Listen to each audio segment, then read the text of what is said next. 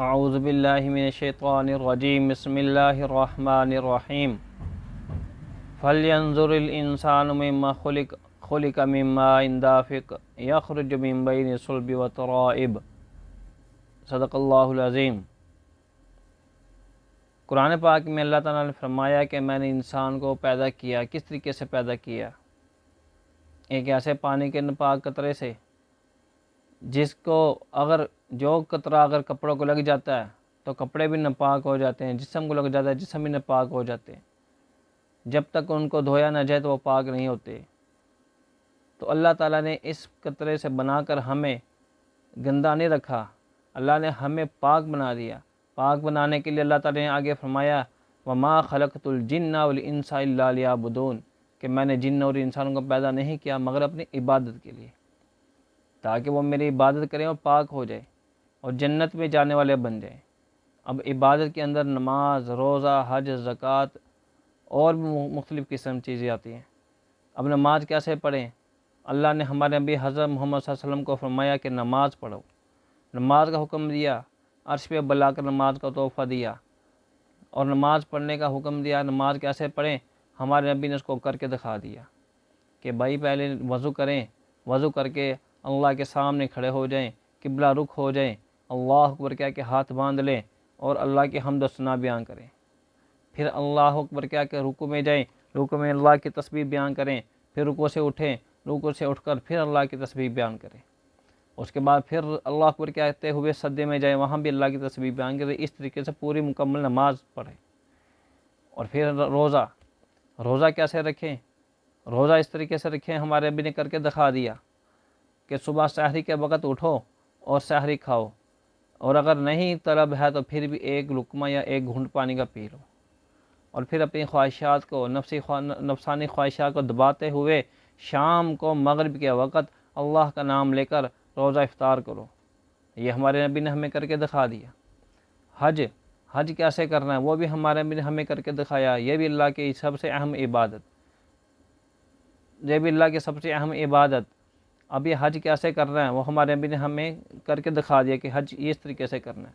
میدان عرفات ہے، مزدلفہ ہے، منا ہے، اور جمرات کے اندر کنکریاں مارنا ہے، طواف ہے، اور کیسے کرنا ہے سب کام کر کے دکھا دیا۔ اسی طریقے سے زکوٰۃ کیسے ادا کرنی ہے ہمارے نبی نے اس کو کر کے دکھا دیا کہ اس طریقے سے زکوٰۃ ادا کرو۔ تو یہ سب اس کے علاوہ بھی اللہ کی عبادت، یہ بھی اللہ کی عبادت ہے۔ اللہ نے فرمایا ما خلقت الجن والانس الا لیعبدون، میں نے جن اور انسانوں کو پیدا نہیں کیا مگر اپنی عبادت کے لیے۔ اب یہاں پہ لوگ کہتے ہیں کہ اللہ نے اپنی عبادت کے لیے پیدا کیا تو ہم کھائیں پیئیں گے کہاں سے؟ تو اللہ نے قرآن مجید میں ایک دوسری جگہ فرما دیا فَلْيَنْظُرِ الْإِنسَانُ إِلَىٰ طَعَامِهِ أَنَّا صَبَبْنَا الْمَاءَ صَبًّا ثُمَّ شَقَقْنَا الْأَرْضَ شَقًّا فَأَنبَتْنَا فِيهَا حَبًّا۔ اے انسان، میں نے تجھے ایسے نہیں چھوڑ دیا، میں نے تیرے لیے زمین سے گلے نکالے، مختلف قسم کی چیزیں نکالی۔ اب ایک قسم کا پانی زمین کو لگتا ہے تو مختلف قسم کے پھل نکلتے ہیں، کسی کا ذائقہ ترش، کسی کا میٹھا، کسی کا کھٹا۔ اسی طریقے سے سبزیاں نکلتی ہیں، مختلف قسم کی سبزیاں، پانی ایک لگ رہا ہے، سبزیاں مختلف قسم کی یہ اللہ تعالیٰ نے کس کے لیے پیدا کی ہے؟ ہم انسانوں کے لیے پیدا کی، اور ہمیں بھی چاہیے کہ اللہ کا شکر ادا کریں۔ اس لیے تو اللہ نے فرمایا کہ وما خلقت الجن والانس الا لیعبدون، تاکہ یہ میرے بندے میری عبادت کریں۔ آج ہمیں دنیا میں محنت کرتے ہیں، دنیا کی چیزوں پہ محنت کرتے ہیں، ہمیں اس کا رزلٹ ملتا ہے تو ہم اس کے لیے اور پیچھے بھاگتے ہیں۔ ہم نماز پڑھتے ہیں، ہمیں کوئی پتہ نہیں چلتا کہ ہمیں نماز پہ کیا مل رہا ہے۔ ہم روزہ رکھتے ہیں، ہمیں کوئی نظر نہیں آ رہا کہ ہمیں روزے پہ کیا مل رہا ہے۔ ہم زکوٰۃ دیتے ہیں، ہمیں نظر نہیں آ رہا کہ ہمیں زکوٰۃ پہ کیا مل رہا ہے۔ اگر یہ چیزیں نظر آنا شروع ہو جائیں، آج ہی اگر اللہ تعالیٰ ان چیزوں کو دکھا دیں، ہماری آنکھوں سے پردہ اٹھا دیں کہ نماز کے ایک سجدے پہ اللہ تعالیٰ کیا دے رہے ہیں، تو اس دنیا میں کوئی بھی بندہ ایسا نہیں ہوگا، چاہے وہ مسلمان ہو چاہے غیر مسلم ہو، اس زمین کا ایک جگہ مسلح بچھا کر لوگ بغیر مسلوں کو بھی گلیوں میں، سڑکوں میں، صحراؤں میں، پہاڑوں پہ، ندیوں میں، نالوں میں لوگ کہیں گے ہمیں کہیں نہ کہیں جگہ مل جائے، ہم اللہ کے حضور سجدہ ریز ہو جائیں، کیونکہ اللہ تعالیٰ نے یہ چیزیں ہمیں دکھا دی ہیں۔ آج یہ امتحان ہے، اب امتحان ہمیں مسلمانوں کے لیے، اس لیے تو اللہ تعالیٰ کے نبی نے فرمایا کہ یہ جو دنیا یہ مسلمانوں کے لیے قید خانہ ہے، مومن کے لیے قید خانہ، کافر کے لیے جنت ہے۔ جو انسان قید خانے میں ہوتا ہے اس کی اپنی مرضی نہیں ہوتی، وہ دوسرے کی مرضی پہ چلتا ہے۔ تو ہم بھی یہاں ایک قید خانہ، یعنی کہ دنیا میں ہم قید خانہ مومن کے لیے قید خانہ ہے، اور جنت ہمارے لیے وسیع ہے۔ وہ کہاں ہے؟ وہ اللہ تعالیٰ نے اپنے لیے اپنے پاس رکھی ہے۔ وہ جنت اللہ تعالیٰ نے اپنے پاس ہمارے لیے رکھی ہے، اس کے لیے رکھی ہے جو اللہ کے حکموں کو مان کر چلے گا۔ تو ہمیں چاہیے کہ ہم اللہ کی عبادت کریں، ہمیں چاہیے کہ ہم اللہ کا شکر ادا کریں، ہمیں چاہیے کہ ہم اللہ کو ہر وقت یاد رکھیں، کیونکہ اللہ تعالیٰ نے ہمیں جو بنایا ہے ہمیں بنا کر فارغ نہیں چھوڑ دیا۔ ہمیں دنیا میں آنے کا کوئی مقصد ہے۔ آج جب اس دنیا میں ہمیں کچھ نظر نہیں آ رہا، کل قیامت کے دن جب محشر کے میدان میں جب وہ لوگ جو مسلمانوں کا مذاق اڑایا کرتے تھے اور کہا کرتے تھے کہ تم نماز پڑھتے ہو، قرآن پڑھتے ہو، حج کرتے ہو، زکوٰۃ دیتے ہو، تمہیں کیا مل رہا ہے، جب وہ ان کو وہاں دکھایا جائے گا کہ دیکھو مسلمانوں کو یہ انعام مل رہا ہے، تو وہ کہیں گے کاش یا اللہ ہمیں بھی واپس دنیا میں بھیج دے، ہم ہی تو آپ کی عبادت کرتے رہے۔ کیونکہ قرآن مجید میں آتا ہے وَيَقُولُ الْكَافِرُ يَا لَيْتَنِي كُنْتُ تُرَابًا، کافر کہیں گے کاش آج ہم مٹی ہو جاتے، ہمارا حساب کتاب ہی نہ ہوتا، ہمیں یہ ذلت کا دن دیکھنا نہیں پڑتا، ہم نے کیوں مسلمانوں کا مذاق اڑایا ہے۔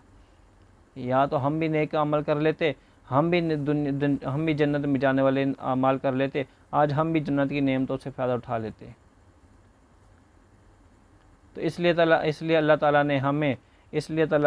نے ہمیں اپنے نبی صلی اللہ علیہ وسلم کی امت میں پیدا فرمایا، اور ہمارے نبی صلی اللہ علیہ وسلم نے ہمارے لیے اللہ سے رو رو کر دعائیں مانگی تھی، یا اللہ میری امت کو بچا لینا، یا اللہ میری امت کو جہنم سے بچا لینا اور جنت میں جانے والا بنا لینا۔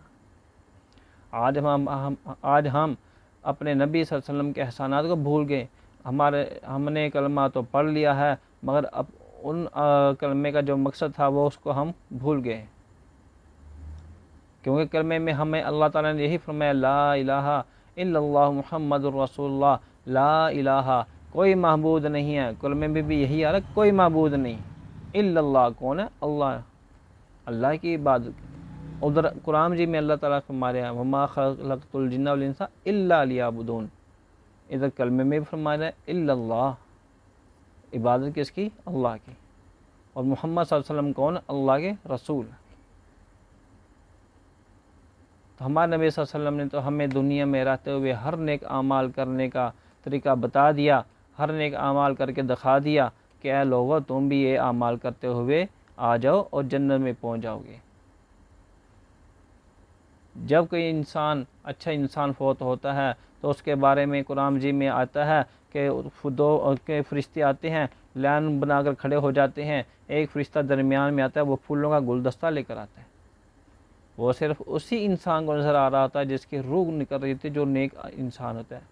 باقی لوگوں کو یہی نظر آ رہا تھا کہ یہ انسان فوت ہو رہا ہے، یہ انسان کی روح قبض ہو رہی ہے، مگر اس انسان کو پتہ چل رہا ہے کہ آج میرے سامنے فرشتوں کی ایک لائن ہے، قطار ہے، دونوں طرف فرشتے کھڑے ہیں میرے استقبال کے لیے، اور درمیان میں ایک فرشتہ آ رہا ہے اور وہ پھولوں کا گلدستہ لے کر آ رہا ہے، اور وہ آ کر کہتا ہے اے نفس مطمئنہ اس کو سونگ۔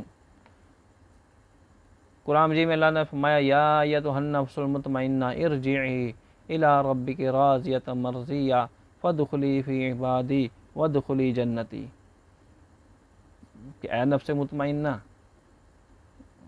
لوٹ اپنے رب کی طرف،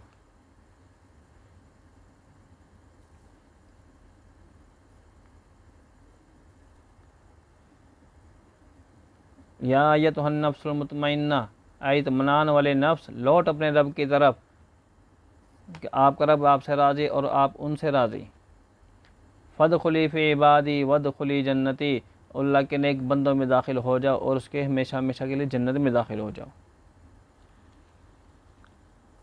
ایک بات ہمیشہ یاد رکھنا، دو جہانوں کے مالک کی تم پر نظر ہے، کیونکہ اللہ تعالیٰ نے فرمایا قرآن پاک میں وَمَا اللَّهُ بِغَافِلٍ عَمَّا تَعْمَلُونَ، اور جو کچھ تم عمل کرتے ہو اللہ اس سے غافل نہیں ہے، چاہے وہ چھوٹا عمل ہے چاہے وہ بڑا عمل ہے، وہ دنیا میں کہ ہم کرتے ہیں تو یہ سارا کچھ آخرت میں ہمیں دکھایا جائے گا۔